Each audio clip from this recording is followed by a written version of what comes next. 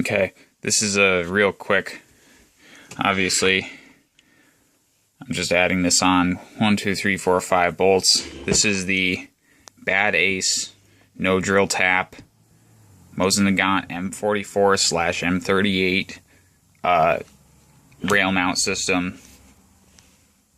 Curved top piece sits on the receiver. One piece of milled machine metal. A nut that sits up underneath it, as you can see in profile right there, that sits in the undercut where the spring was. The front sight pin is, or the front of the rear sight pin is in there. The rail is bolted on top. Before it was facing this way. That's where the video ended. And I turned it back around and did this. Now, fun time. Okay. So this is real simple.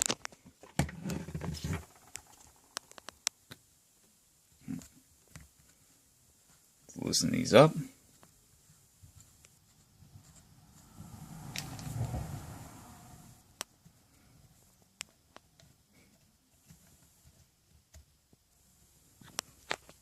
Now, that's the front.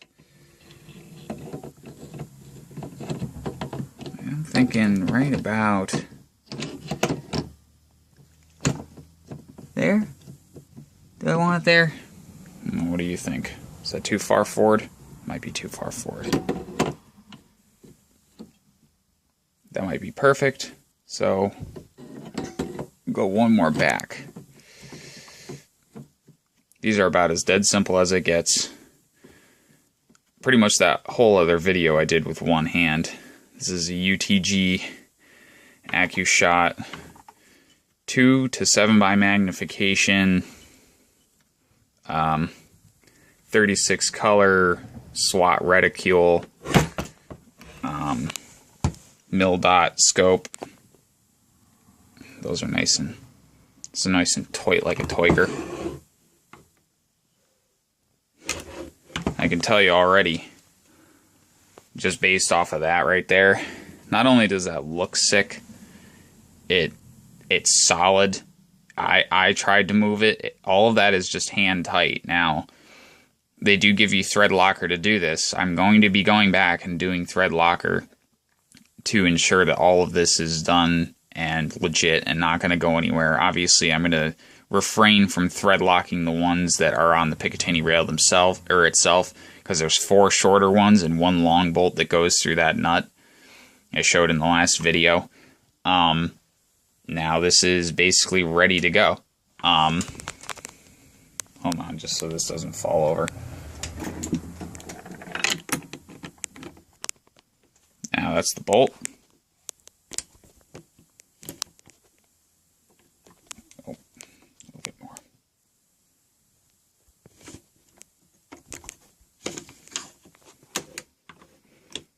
This mount allows you to keep your straight bolt, which is beastie.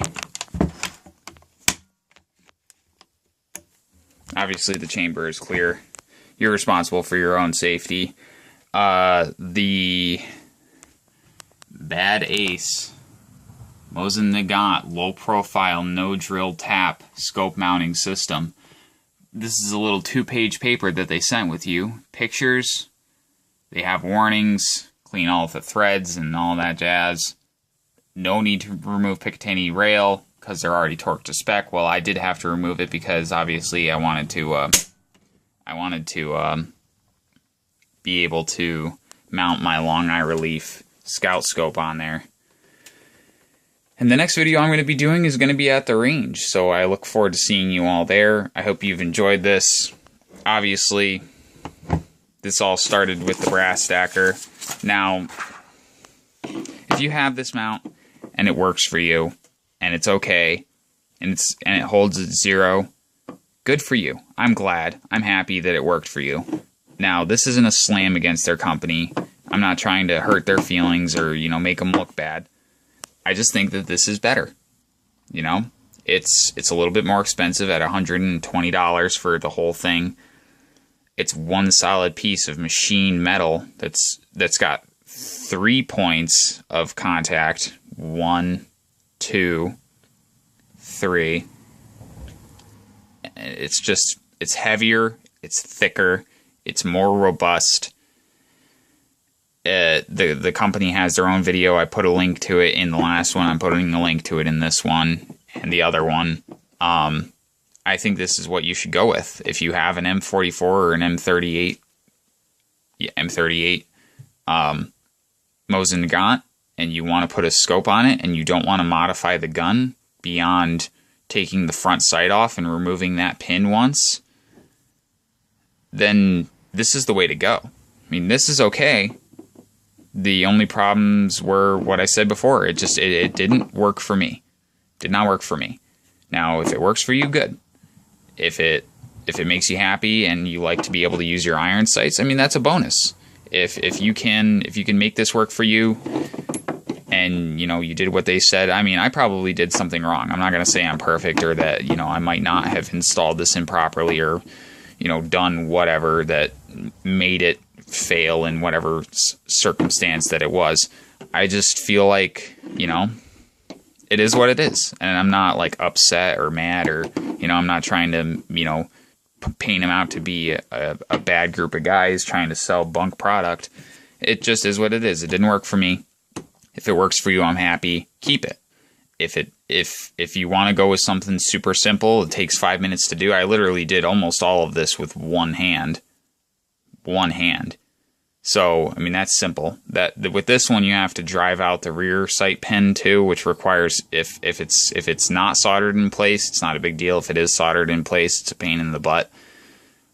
That's okay. That technically still is not really modifying the rifle beyond anything. It's not drilling a hole in it or anything insane. You don't have to drill or tap with either of these mounts.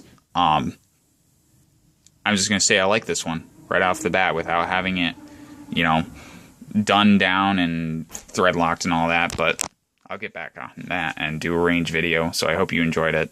Thank you all.